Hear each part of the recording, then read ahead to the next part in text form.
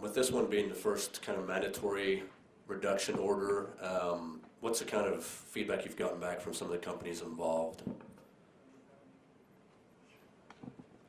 Most of the companies that we've been involved with, one of them actually said, I thought you'd call me sooner.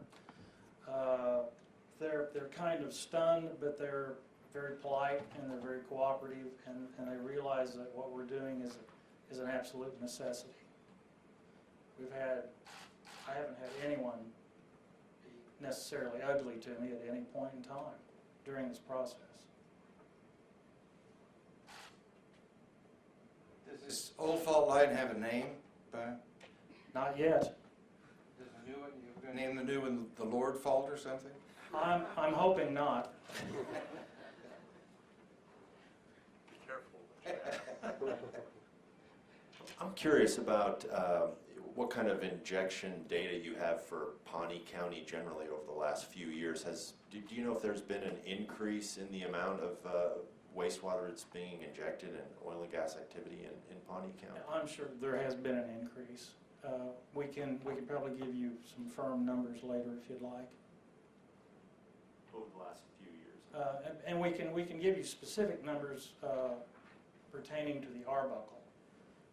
The remaining is those volume reports come in annually, so we can tell you what happened last year, and we can tell you what happened in 2015. But unless it's an Arbuckle well, it won't be up to the minute volume data. But the Arbuckle wells are what you're most concerned with, right? Yes, and these are the wells that are sending daily reports on a weekly basis. Can you guys describe the Arbuckle in this area? How does it compare to Arbuckle in areas where we've had other actions? Any similarities, any differences?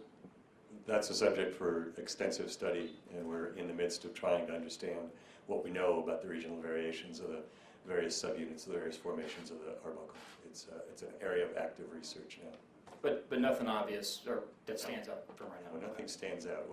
Actually, Pawnee County was fairly consistently 9th or 10th on our list of counties for average monthly injection over the years from 2011 through 2014.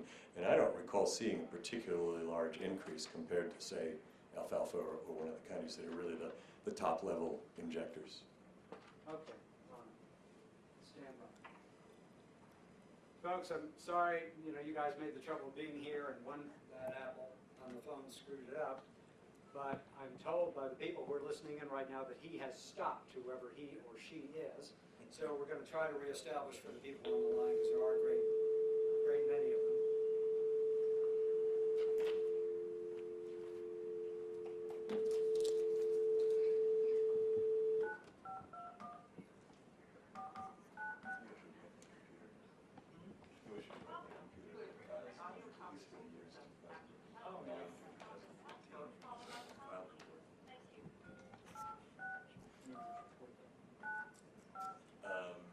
It's out on our website. There's a full list of open file reports. His most recent one is only a handful of. Okay, folks on the phone, we're going to try to reestablish. We are going to try to reestablish on the phone. We had to cut the connection because someone was trying to cut up audio as they went, and it was playing over the phone. Please put your phone on mute unless you have a question. Tim Baker, are you there? I'm still here. All right, so if anyone has a question for Tim, who is Director of the Oil and Gas Division, and he is the person who makes the decision as to what the action plan should be, including in this room, including on the phone, go ahead. I have a question for Tim Baker. Tim, this is Sarah with the Journal Record. Where's the EPA in all of this? You say this is a collaborative effort. Is the EPA going to release a list of wells and well names and volumes and pressures and all that? I haven't seen anything like that related to this specific action. It took them 6 days to release the information from Saturday's quake. Yes, EPA has been working with us since within 2 hours of the 5.8. We were in contact with our state coordinator, in addition to the that portion of EPA, the division of EPA that runs Osage County. I'm sure you all know by now, the Osage tribe owns the minerals, and the BIA is delegated the jurisdiction of oversight of the enforcement and allocation of the minerals of Osage County. I call it a mineral reservation. They sold the land off, the surface off years ago, but Congress allowed them to maintain the minerals. So when the UIC program came along, EPA was authorized to run the UIC program in Osage County. And the UIC program is underground injection control, so all underground injection is regulated by EPA in Osage County. This program's been around since 1986. Oklahoma's program's been around since 1981, and we've typically do not have a whole lot in common, but in this case, with the area of influence, a portion of it in Osage County, we were calling EPA for the wells in Osage County so we could make a coordinated effort to mediate this situation. And Tim, this is Charles. I'd like to add, we were in communication with Nancy Dorsey, EPA Region 6 in Dallas on Saturday, and she sat with us during the seismic conference at OU. We had laptops. We were up on the third row, and she was assisting us. She was pulling data down from people in Dallas that were accumulating the information. We've been taking daily volumes in Arbuckle wells for quite a while, and the Osage County, they're still on annual volumes, so they're putting that data together. They've indicated to us that whatever we do, they will mirror that on the Osage County side. As a follow-up question, as far as the public records are concerned, are they providing you this data, the same data you're providing to us and all these other 76 counties? Are they giving that information to you? Oh, they will. We haven't received it yet, but if they're mirroring what we're doing, then this is one thing we don't have to worry about at this point in time. We're focused on our data, our wells, and the actions that we're needing to take. I have a question. You said that several of the wells that were shut in hadn't been injecting for the past 5 weeks.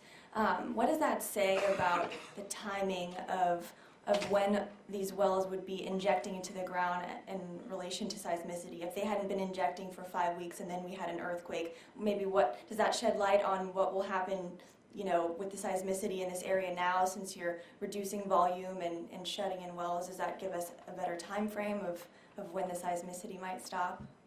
No, the only reason I used the 5 weeks that they hadn't been injecting is that's the interval we looked at to determine the average that they had been using if they had been injecting. So for the past 5 weeks, we took the daily average for each well. There were several that hadn't injected. A lot of those have not injected for a year or more. A lot of them were permitted, drilled, completed, but have never been used. I just meant, what does that mean, in relation to the seismic activity if they hadn't been, injecting for 5 weeks or even a year in the area where the earthquake happened? We just came back from a seismic conference, and there was a very, very smart young lady, much smarter than I am, who was convinced that stopping injection was not a trigger for seismicity. And that's all I can tell you. I believe that was the direction of your question, talking about how they had shut in. Possibly was that a trigger, or that might have induced seismicity? I was just thinking, in my own plain mind, if these wells had been stopped and not been injecting for 5 weeks, and then however many 2 or 3 weeks later we had this giant earthquake, I'm just wondering how all of this timing wise will affect the rest of the seismic activity. I think that generally what we're seeing is a very broad response to a very broad pulse of injected water. It is declining fairly steadily because of the 1 million barrel a day reduction we've already seen. So individual fluctuations of individual wells, I don't think have a huge amount to do with that. Okay. We did have some concerns back at Christmas when we had a power outage in which a lot of wells went down, and that they all came back online at exactly the same time. In 2 days later, we had magnitude 4 earthquakes on the Galena Township fault. We don't know how realistic that is. We still don't know.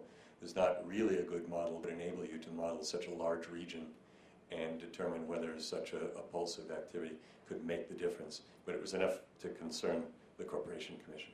In general, we're talking about broad response, broad area response to the substantial rise in injection. I mean, we rose at least, I think it was at least a doubling over the course of the 3 or 4 years, 2011 through 2014. I believe the 2015 total numbers are actually slightly off, but they're still being vetted. There's a lot of quality checks have to be done on the annual data because it's so many wells. So we don't actually have the 2015 data digested in a way that people feel comfortable putting out there yet.